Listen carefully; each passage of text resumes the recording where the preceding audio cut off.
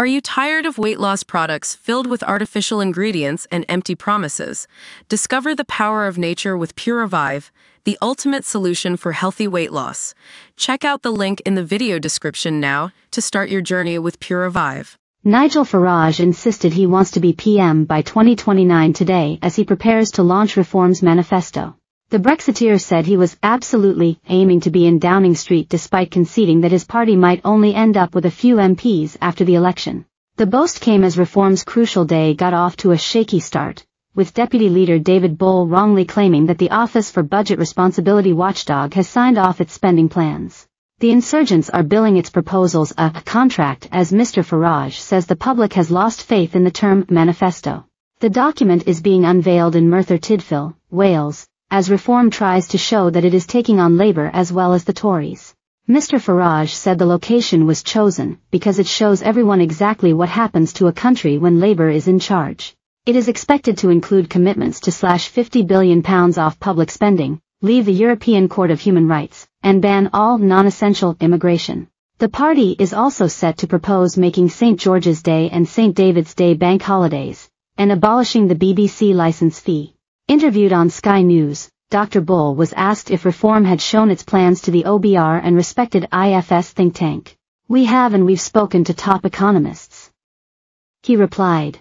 Pressed by Kay Burley on what the OBR had said about the manifesto, Dr. Bull said, "I can't tell you what the OBR said because I didn't speak to them." Challenged on how he knew they had been consulted, Dr. Bull said, "Because I do, because we know that we've had due diligence across all our policies." When Burley probed whether he was sure about the OBR being asked, Dr. Bull said, "As far as I'm aware, yes."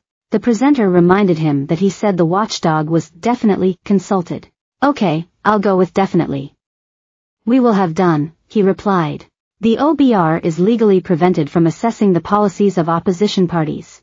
Speaking to BBC Radio 4's Today programme, Mr. Farage said, "The Conservatives can't agree on anything, they're split down the middle. And we know what we stand for, we know what we believe in, and for democracy to function properly there needs to be a proper voice of opposition. And our plan, and this is our first big election as a party, our plan is to establish that bridgehead in Parliament and to use that voice to build a big national campaigning movement around the country over the course of the next 5 years for genuine change." Asked if he would seek to be PM at the next election, due by 2029, Mr. Farage replied, "Yes, absolutely. I think the disconnect between the Labour and Conservative Westminster-based parties and the country, the thoughts, hopes and aspirations of ordinary people, are so far apart from where our politics is."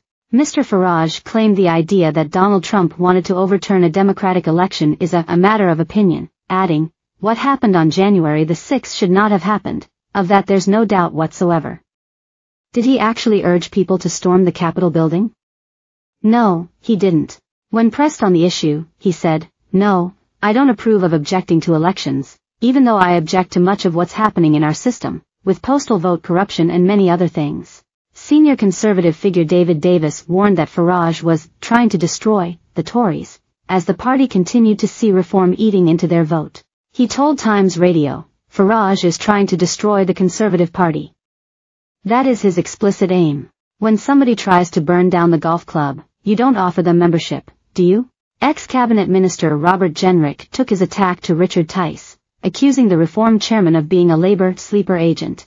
Mr. Jenrick added, "I not only understand the frustrations of Reform voters, I share them. But a vote for Reform can only deliver a Labour one-party state that increases taxes and immigration.